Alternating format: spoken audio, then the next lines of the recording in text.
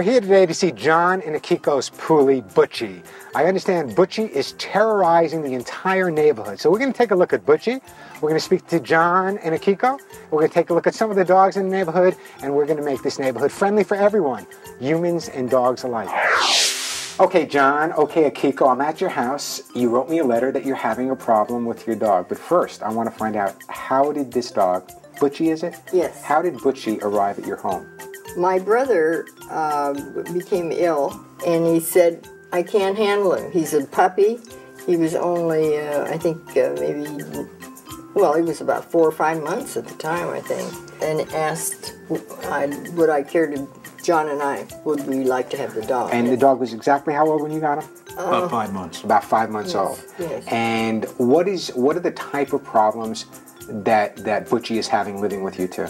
He is a disobedient, loving dog. And the problem is? No, I'm just joking with you.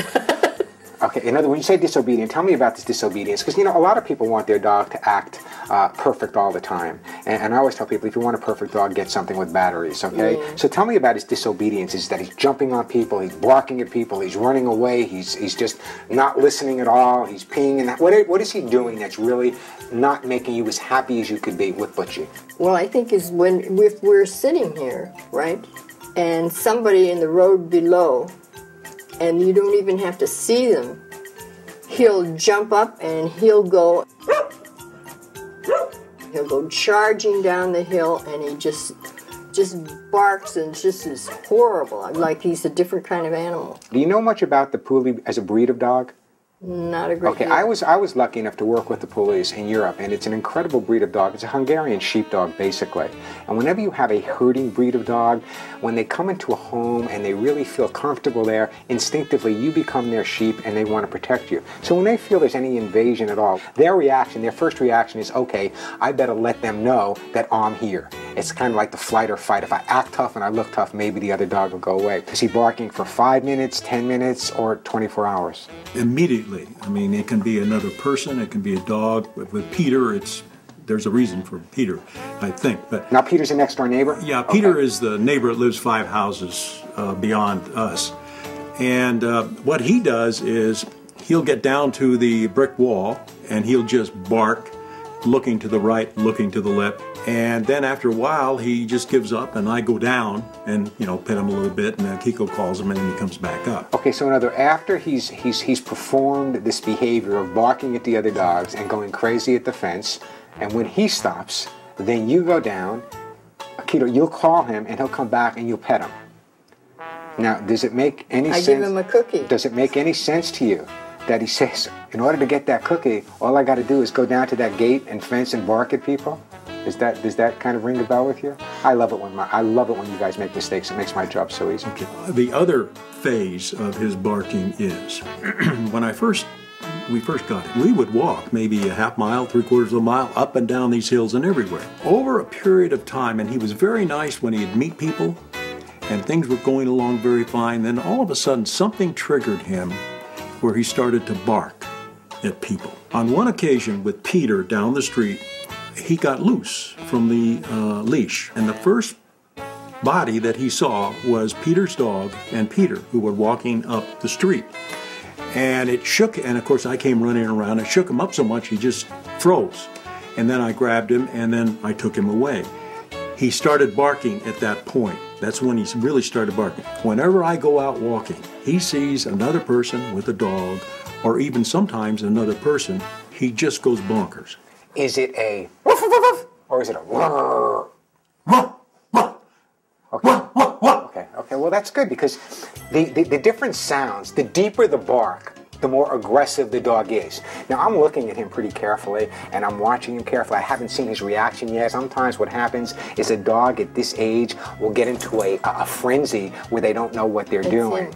And so one of the ways to resolve that, and we'll talk about that a little bit more later, but one of the things I'm going to focus on is when the dog is in a frenzy, there are certain things that we can do to grab him back to reality, to get him back in his body and get his focus in another direction. What often happens, and the normal reaction on your part when he's barking is quiet, no, no, no, no, no. And again, one of the mistakes you're making is paying a lot of attention to the dog barking. That's number one. And number two, when you're yelling and you're anxious over the fact that he's barking, you can fool me. But let me tell you, the anxiety and the stress goes from one end of the leash to the other. If the dogs were able to walk past each other, what you're going to notice is that after a while, they will start not ignoring each other. They might just give each other a quick bark and that's it. What we need to do is we want to introduce him to other dogs on neutral territory, but we also want to get him calmed down a little. We're dealing with a little bit of a butchy bully here, okay? And he wants to make sure that this territory is protected no matter what. This is not going to be a difficult problem to resolve, but it's going to take some work on your part. And the most important thing to remember is we want to focus on the positives, not on the negatives. So I'm going to teach you a new sentence today. It's none of your concern. Okay? I mean, you hear dog trainers and animal behavior saying, no, yes, good dog, bad dog. Forget that nonsense. Talk to your dog like he's part of the family. Now, that may sound eccentric and crazy to a lot of people, but this is no longer the family dog. This is part of your family. And you can't take an animal into a human environment, like everyone tells you to. You can't take an animal into a human environment, treat it like an animal, and then expect it like to respond, part of the family. He is going to become part of your family. All right, now that we kind of figured out part of the problem, why don't we go outside, take a look at it, and see if we can resolve it for you. Ready? Sounds great. Go. Butchie, come on, Butch.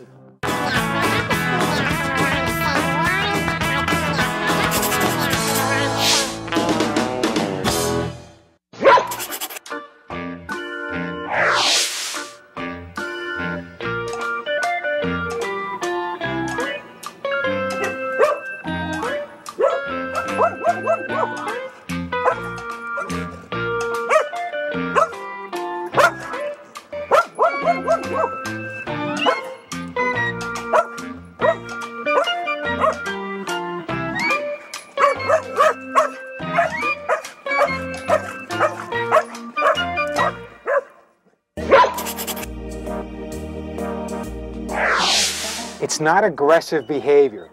In other words, the tail is in a I want to play posture. The tail is in he can't figure out why he's there and he's here. But it by no means is this aggressive behavior and can easily be resolved. If this dog was being aggressive to that dog, okay, I mean real aggressive, even though that's a Springer, and I love Springer Spaniels, he would pick up on it. And the body language of that dog would be different too. So he realizes that this one, that Butchie, is a pain in the butt. But at the same time, the dog also realizes that it's totally not a threat, because when a dog feels threatened, they're not going to react the way this dog's reacting right now. You live right down the block from Butchie, and you walk Dinah pretty much frequently back and forth. Yeah, a couple of times a day at least. Is the reaction we just saw, is that pretty normal? Whenever he's out, He'll run down like he that? He runs down and jumps, and her reaction is pretty much like... So what? Yeah. We've never had them try to play together or anything because Butchie goes crazy every time we walk by. So we're a little apprehensive, I think, both John and Kiko and myself. I think she realizes that Butchie's a young dog. And second of all, Butchie's display in his bark is more of a high-pitched bark than a deep bark, which again is indicative of less aggressive behaviors.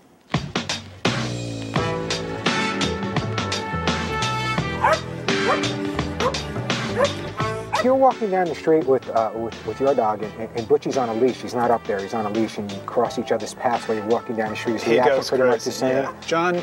John usually walks him because he's too much for a Kiko to handle. And what's your dog's reaction when he's off his when Butchie is off his property? What's your dog's reaction? Pretty much the same. But I mean, John usually sees us coming, and he tries to drag Butchie around the corner so that she's out of sight. So John uses what we call the avoidance approach to behavior. Exactly. If I avoid it, I don't have to deal with it. Well, it's interesting. Butchie being a male, her being a female, they should be best friends. Yeah. And I think part of the thing that we're going to have to ultimately do is kind of introduce them to each other on neutral territory. You know, from John's description to me, I thought I was coming into a situation where I was going to have to put gauze bandage on. It was going to be bloodshed. No. But it turns out to be that there's a difference between active aggression and the passive aggression, And I don't think there's any aggression on Butchie's part from what I'm watching, because Butchie could easily come right down that wall.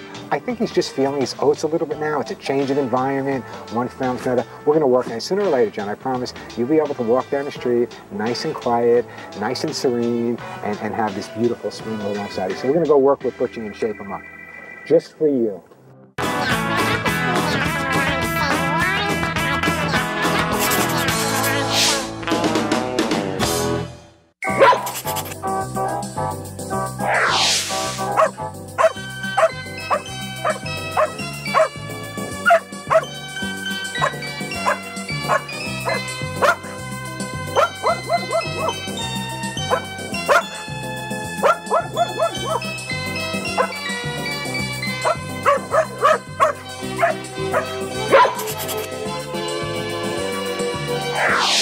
From what I'm watching, because Butchie could easily come right down that wall. I think he's just feeling his oats a little bit now. It's a change of environment, one family to another. I promise you'll be able to walk down the street nice and quiet, nice and serene, and have this beautiful swing alongside you. So we're going to go work with Butchie and shape him up. Just for you.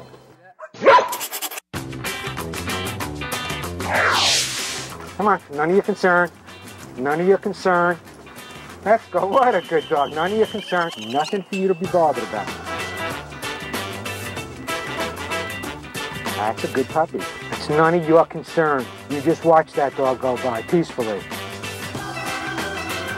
What a good dog. Okay.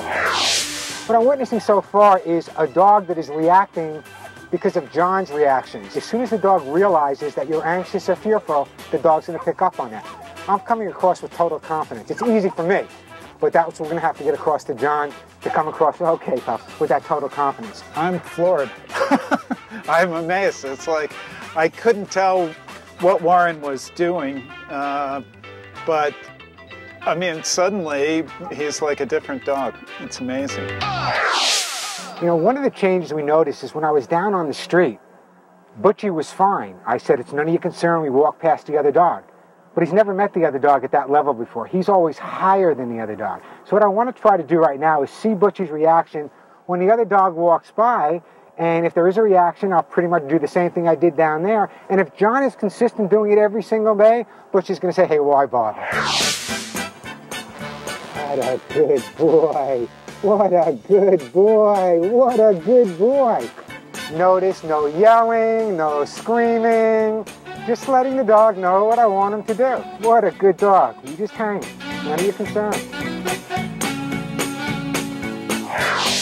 John, basically what I did that's different than what you were doing is I wasn't overreacting to Butchie's behavior. But what you have to do is before you go out and take the dog for a walk, sit down and have a glass of Chardonnay. Now really get yourself in the mode that you know that the dog is going to react that way. So even before the other dog approached me, I had let him know that that was unacceptable behavior. I gave him a little, just a little, it's none of your concern. Nothing hard, it's none of your concern. He heard the chain going through. And then once he realized, okay, you know what, maybe this guy has a little positive authority with me, I'm not going to bother. Now, what's going to happen is when I leave today, you sit down, have a cup of tea on your porch, the other dog's going to walk by and it's like I was never here. So what you're going to have to do is set up a specific scenario where you're going to confront this, I'm going to say every day, 3 times a week is fine. Always end with you on a positive note. You stop barking, you out the control, you go inside, give him a massage, a good rub down, good boy.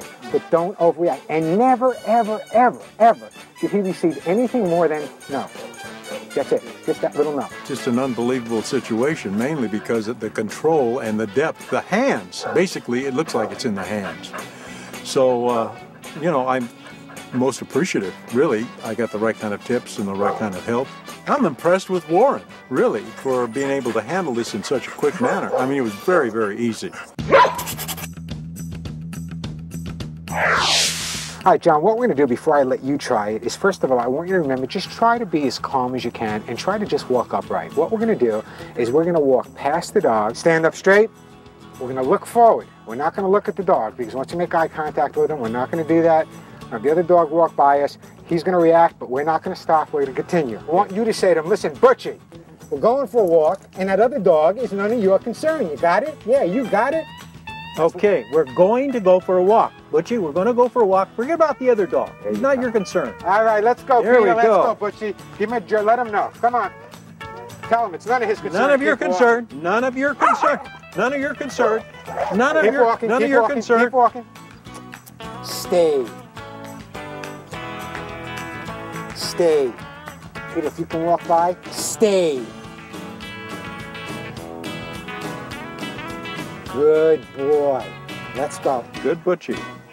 That's the kind of work. And you have a nice neighbor, so you can work it out with him. Yeah. Okay. We can work it. We got it. I've never seen Butchie respond that way, so it's pretty amazing that we walked just a couple of feet away from Butchie, Donna and I, and his reaction was perfect. He just sat still. I'm really amazed and astounded. First of all, the talent that he has to be able to convey, the information that he knows regarding animals. And the Butchie scenario, the entire barking situation, he was able to calm Butchie down, which I have never seen him in that situation before. Of course, we learned a lot. We're very happy, and I'll tell you, this man is a pro.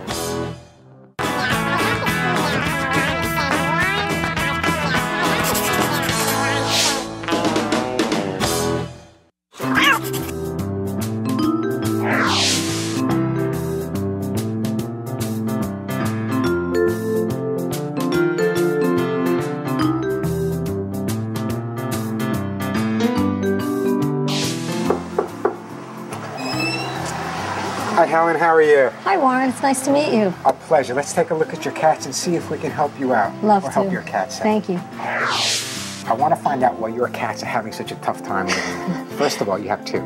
Yes. What are their yes. names? The older one is Gannon. He's 4 months older, and the smaller, younger one is Bailey. And you got them from where? I got Gannon from a shelter. And he was how old when you got him? He was 4 months. Was he around other cats? Yes, he was. Good around other cats? He lived, I think, outside. I think he was in a home with a whole lot of other cats. Okay. And he's the aggressor? He's the aggressor. And tell me about the other cat. I got her from also a shelter. And she was ill when I got her, severely ill with respiratory illness and ringworm. Okay, so let's take a look at this even before we go any further, because I got a lot of questions for you. Okay. The larger one that you got first is the aggressor. Is the aggressor. The smaller one that was sick at the shelter is the one that's more submissive. Correct. When I first got Bailey, she had to be separated from Gannon, so she was kept isolated for 4 months in the den because of the illness to keep him healthy, and also she needed rest. She was isolated in the den, and she hardly moved for about 2 months, and then as she got better, she was able to move around, and then when she was healthier, I introduced the two cats. When would you say that the first disagreement took place? A few months after they were introduced. Okay. At first, they were getting along, and Gannon had been interested in Bailey. The whole 4 months she was isolated, he would stand by the door and cry. He wanted in.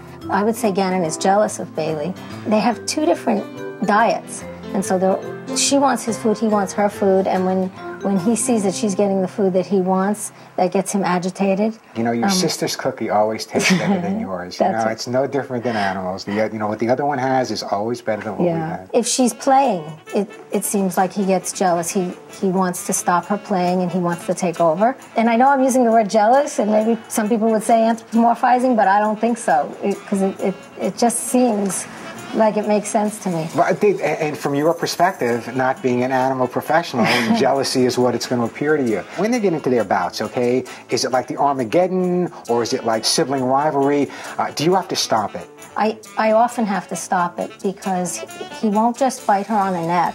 He'll bite her on her back. Breaking the skin? No, he's never done that. Okay. But if it's on the neck, it doesn't seem like it hurts her so much. But if it's on the back, she'll scream. I can tell you right off the bat that even though the cats are reacting and having a problem, it's definitely created by you. Any good therapist will tell you, when in doubt, blame mom. But there's more going on here, because I think what's happening is when you see them going at it, your first instinct is to jump in and protect the little guy, which actually creates more animosity. Sometimes leaving it alone, as hard as it may be, is the way to approach it. But now when you leave the house, you go to work, you're a teacher, you go to work in the morning, they both together? It depends on how I think they are at the moment. Sometimes not how they think, how you think. Right, how okay. I think, judging by where they are and what they're doing at the time. Often I do separate them, but not always. I don't think your cat is Cujo here. I don't think he's out to kill the other cat. I think what he's out to do is because he was the first cat in the household, and when the other cat came in, she was kind of like the adopted cat, the second cat in the household. I think you made some errors, but you had no choice because she was sick. I call it first cat psychology. In other words, what we would have done or should have done is made the older cat or the bigger cat feel that the greatest thing that ever happened since the invention of kitty litter was in fact the arrival of the new cat, and we didn't do that. So we're going to go back and do that now. There's two types of pheromones that cats have. There's the facial pheromones, that's why cats are always rubbing on people. Then there's the other end, under the tail pheromones, and that's why cats mark. One of the best ways to get cats adjusted to each other is to get them accustomed to the living consistently with the pheromones of the other cat. So what we're going to do is we're going to take a washcloth every night, and we're going to take the pheromones of the smaller cat by getting on the cheeks and the top of the head, and we're going to rub that on the bigger cat and do the same thing vice versa. So now, wherever your bigger cat goes, wherever the bully goes, he's got the little cat with him. And wherever the little cat goes, even if she's comfortable and the other cat's not bothering her, at least the scent of that other cat is going to be with her in a comfort zone where he's not right there seeing her. So that's going to make a little bit of the difference in terms of getting them adjusted to each other. I understand, Helen, that you actually took some video of your two cats when they were in the middle of the UFC. Let's take a look. I do have a few. You can show me what they look like. I can kind of figure out if it's really angry aggression or they're just kind of teasing each other a little bit. Sometimes I think it's play, but then she starts screaming and she avoids him.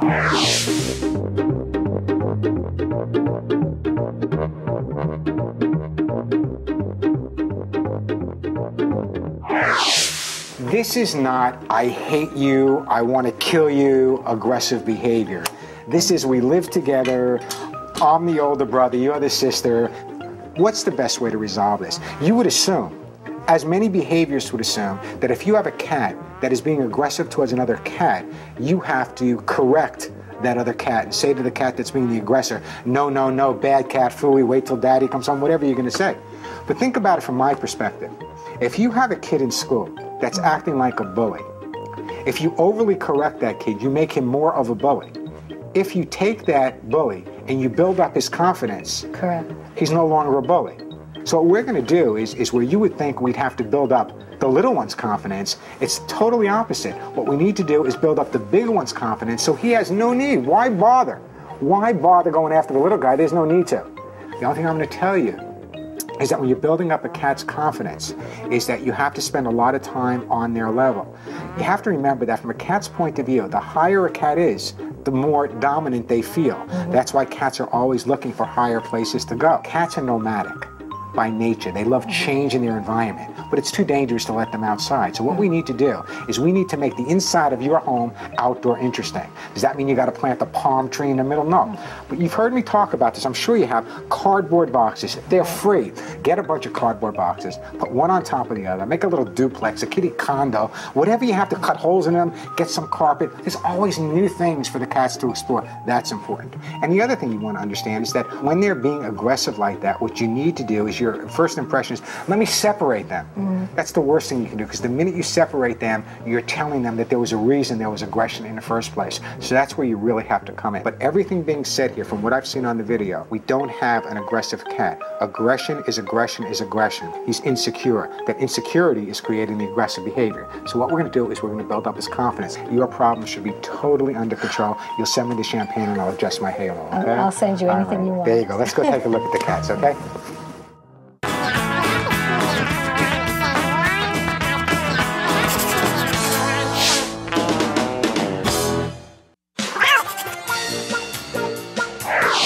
All right, so let's take a look at Gannon. Hi, Gannon. Let's take a look at Gannon. Look, Gannon, right down here. Hi, Gannon. Helen, if you can just leave the room so I can have some private time with Gannon.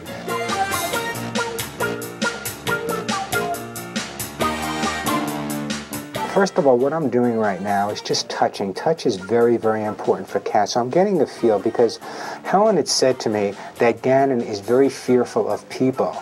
Yet what I'm seeing right now, it's kind of what I was indicating to her outside, that he is totally a bully, because now that I'm holding him and I'm kind of massaging him and playing with him a little bit, he's kind of mellow with me, you know, and that's kind of interesting, the behavior. So it tells me that it's not a frenzied behavior. It tells me that it's a behavior that can easily be resolved. I think I hit the nail on the head when I say once we build up his confidence and also get a little weight off of him also.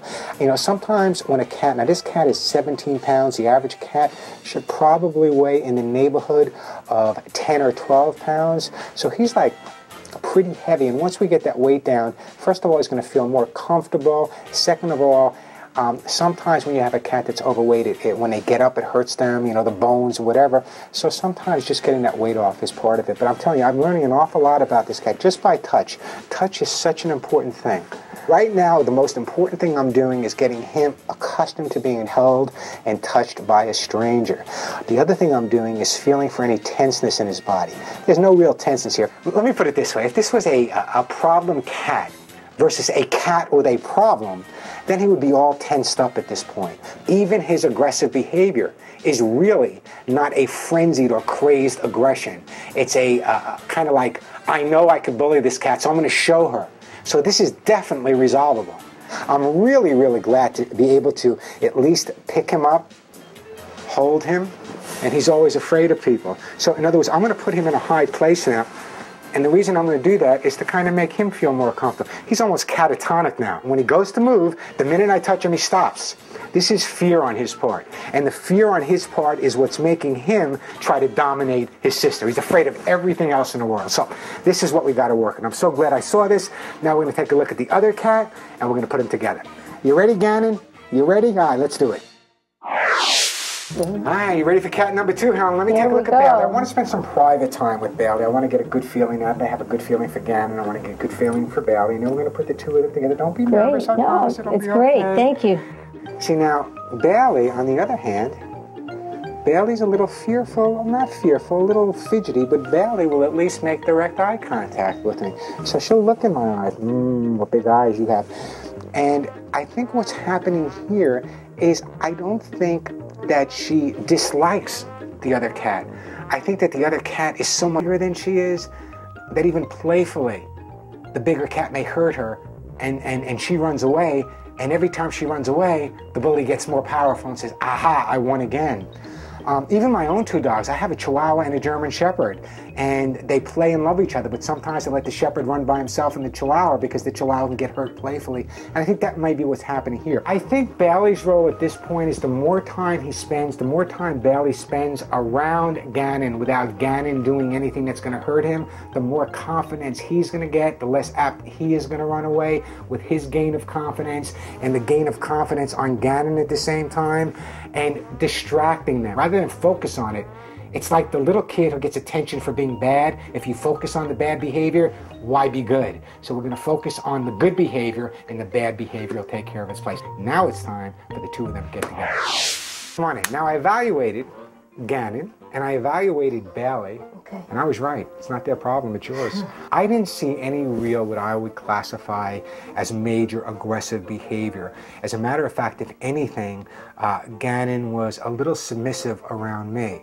Now, you said he's very fearful of people, and I think that it's your feeling of him being fearful around people that's actually creating more of a problem. And I think it's so important that you bring a lot of people, calm, mellow people into the household, so they just get to sit in a room like him where he can't run away.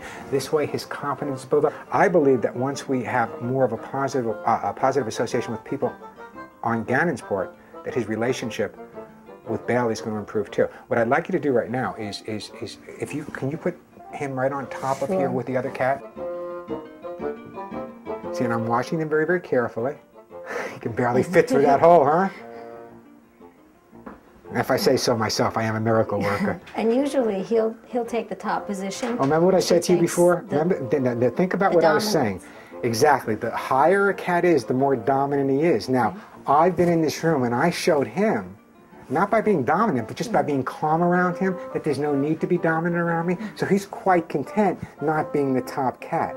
Now, that doesn't mean he's submissive to her, and that doesn't mean when I leave he's not going to go back into his routine. But if you were to do this and end on a positive note like this every single day, eventually the problem's going to disappear. There's no way in the world that they should not get together and be sleeping whisker to whisker. As a matter of fact, one of the things we're going to do is we're going to take this room, okay? And I see you have this scratching post here, and I see they have beds over there, and I see they have their little area to go in here. So they have a lot of activity in here, but you know what? It's the same old activity. So we're going to take this room right now. I'm looking around, and we're going to make the perfect cat house out of this room and make them best friends. Okay, fantastic. So we're going to do it, I promise. So I'm going to reconstruct this whole room. We're going to make it into a cat house, and when we come back, these cats will be best friends, I promise. Terrific. Okay, let's do it. Thank you.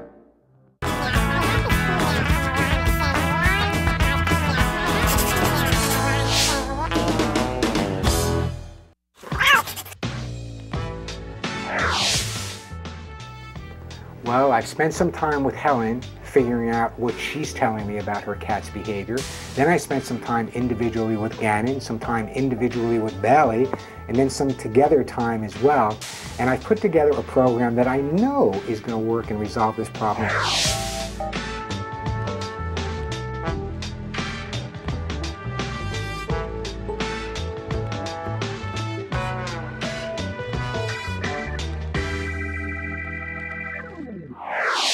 Helen, here's what we're going to do, okay? Cats recognize each other by smell. And one of the most important things that we can do to get cats to get along with each other is have the smell of the cat they're not getting along with them constantly. When they're sleeping, it's positive. When they're grooming themselves, it's positive. When they're eating, it's positive. So the scent of Bailey is always going to be with Gannon and vice versa. So what we're going to do is we're just going to take a towel or a washcloth. It doesn't make any difference. We're going to get the pheromones of your cat on this by rubbing her cheeks and the top of her head right where that third eye would be. Now what facial pheromones do, it's like our way of saying hello. Cats recognize each other by scent, and the pheromones have a scent. And every cat has a different scent and different pheromones. There's two ways cats mark, is with the head and with the back. We're focusing on the head at this point. It's a lot easier, okay? So we're gonna rub the cheeks. Does that feel good? Make a good thing of it. Now we're gonna take this and we're gonna put it on Bailey's cheeks and Bailey's head and take the scent of the towel and put it here. Then I would take this towel and put it in her favorite place. Then we're gonna do the same thing with Miss Bailey over here and rub it on. Oh, Bailey, you got such a cute face. Yeah, we're gonna rub it on your cheeks, on the top of your head. Then we're gonna bring it over to you on your cheeks, top of your head, and all over your body. Then we're gonna let Gannon sleep with the scent of Bailey. Now, just to help you resolve the problem, we're gonna introduce our new cat to the household. Again, what we're gonna do is we're gonna get the scent of this cat on him. And then what I'd like you to do is pick up another one of these and get the scent of Bailey and let them live with these around the house as well. Every time now that Bailey walks by this animal that's stuffed, but it has the scent of Gannon on it, nothing bad's going to happen. So her confidence is going to build up. Whenever Gannon is around a cat, stuffed cat, that smells like Bailey, it's not moving, it's not challenging him, so there's no need for him to feel threatened or dominant. So they're going to be so accustomed to living with each other that it's going to be an amazing relationship. I want you to understand this. Even though they're getting along fine at the moment, and you're looking at me saying, Warren, you are a genius, okay? Yeah. This isn't going to be like this every day. There's going to be good days and there's going to be bad days. The most important thing that you can do is make sure that every time you end a session like this, it's always on a positive note. And I have this little gadget here. This is an air horn. Let's say, for example, you're sitting around, or you're on the phone, you're having a conversation, and the two of them are going at each other. Well, you don't have time to spend a few minutes with the facial pheromones. Just hit the top of this. It's going to make, I'm not going to do it now because it'll wake them, but it's just tap it. It's going to make a loud noise, but don't let them see where it's coming from behind your back, and don't say a word. Now what's going to happen, whenever Gannon is showing aggression towards Bailey, he's going to hear that tap. And then using Psych 101, variable reinforcement, we can put this away for good, and we have cats that are sleeping on top of your head, because that's going to be your next phone call to me. Your next phone call is going to be, Warren, I can't go to sleep. I got both cats sleeping on top of my head. What do I do?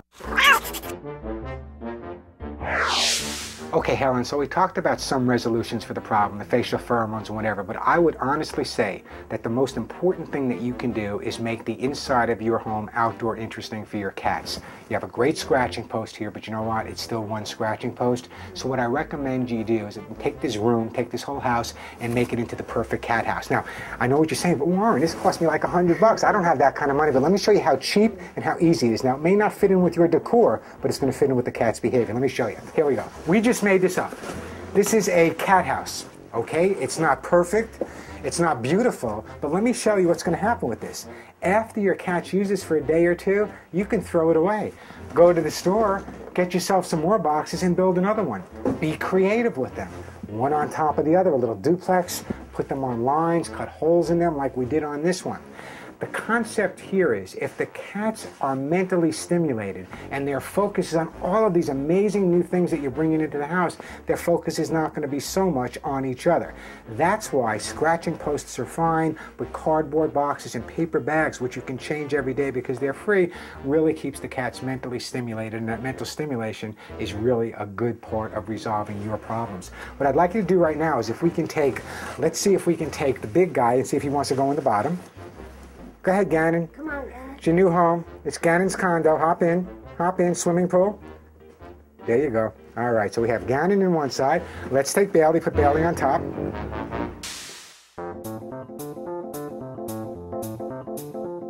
One of the other things you notice, these cats sleep a long time, 15, 16 hours a day is not unheard of. When you come home from work, you're tired. They've been hanging out all day. It's up to you to make sure they get a sufficient amount of not only mental, but physical exercise when you first come home. So what I'd like to do is chase them around the house, have cardboard boxes in your trunk. So every day you bring in something new and for them to explore. The more mental stimulation, the more physical activity they get, the more apt they are to be like your best friend sitting in your lap. And my ultimate goal is for you to call me up and say, Warren, they won't leave me alone. They're so good with each other. It's going to happen. The most important thing that you can do is you need to be calm. You notice when I came in, I'm nice and mellow with the cats, and that's how they reacted. You're anticipating the problem. You can fool me, but you can't fool them. This is a problem that's going to be resolved. So keep your head up high, keep that smile on your face, and one day you're going to come home and say, wow, I have the two greatest cats in the world. Warren, thank you so much for coming and helping me out.